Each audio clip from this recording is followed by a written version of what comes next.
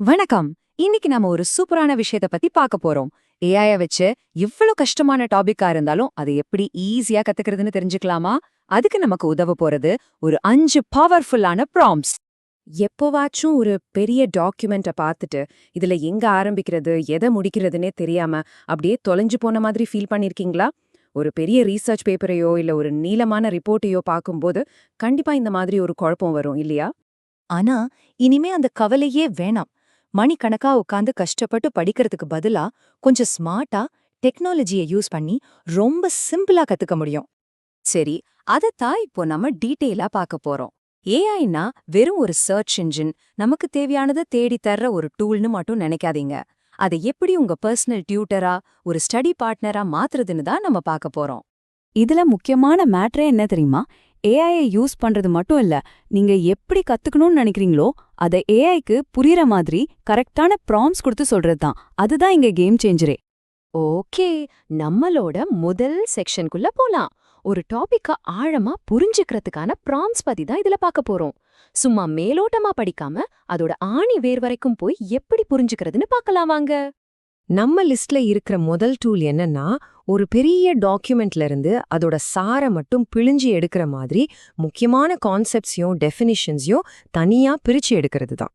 இப்போ ஸ்கிரீன்ல இருக்கிற இந்த ப்ராம்ப்ட பாருங்க. நீங்க இதை காப்பி பண்ணி யூஸ் பண்ணும்போது என்ன பண்ணுனா, அந்த முழு டாக்குமெண்ட்டையும் படிச்சுட்டு நீங்க ஒரு முக்கியமான எக்ஸாம்க்கு படிக்கிறீங்கன்னு நினைச்சு அதுல இருக்கிற கீ பாயிண்ட்ஸை மட்டும் அழகா தொகுத்து கொடுத்துரும். யோசிச்சு பாருங்க எவ்ளோ டைம் சேவ் ஆகும். குறிப்பா ரிசர்ச் பேப்பர்ஸ், லீகல் டாக்குமெண்ட்ஸ் மாதிரியான ரொம்ப காம்ப்ளெக்ஸான விஷயங்களை படிக்கும்போது இந்த ப்ராம்ப்ட் ரொம்பவே யூஸ்ஃபுல்லா இருக்கும். சொல்லப்போனா ஒரே நிமிஷத்துல உங்களுக்கான ஸ்டடி கைட் ரெடி. சரி, இப்போ அடுத்த டூலுக்கு போலாம். சில சமயம் முக்கியமான கான்செப்ட்ஸ் புரிஞ்சிரும், ஆனா அதுல சில பார்ட்ஸ் மட்டும் ரொம்பவே கஷ்டமா இருக்கும். அதுக்கு என்ன பண்றது? அதுக்கான தீர்வு தான் நம்ம 2வது டூல்.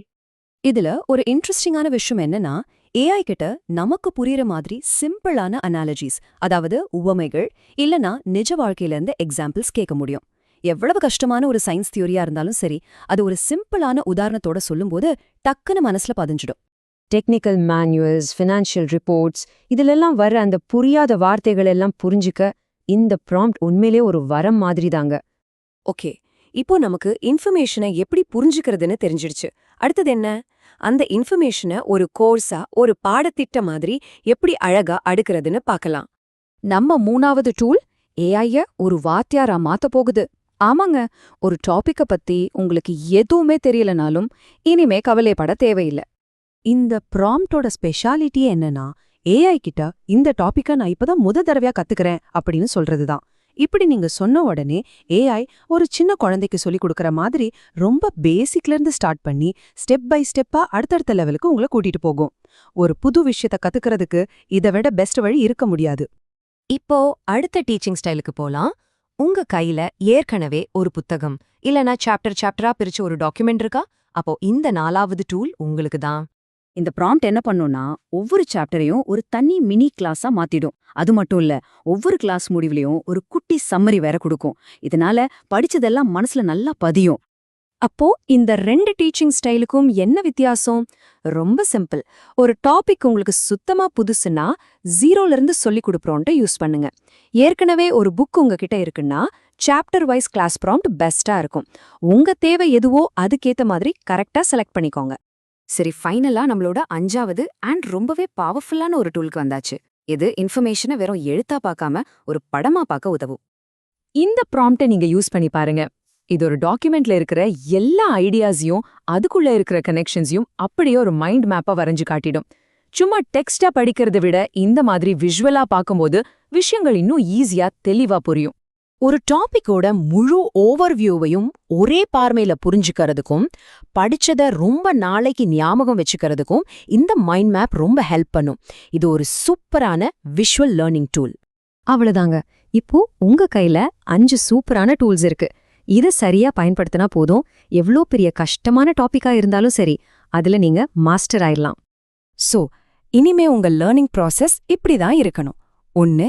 எந்த டாக்குமெண்ட்டை படிக்கணும்னு முடிவு பண்ணுங்க. 2. உங்க கோல் என்னன்னு தெளிவா இருங்க. 3. அதுக்கு ஏத்த ஏஐ ப்ராம்ப்டை செலக்ட் பண்ணி யூஸ் பண்ணுங்க. 4 வர்ற பதில வச்சு இன்னும் நிறைய கேள்வி கேட்டு உங்க புரிதலை இன்னும் ஸ்ட்ராங் ஆக்கிக்கோங்க. இதுல முக்கியமான பாயிண்டே இதுதான்.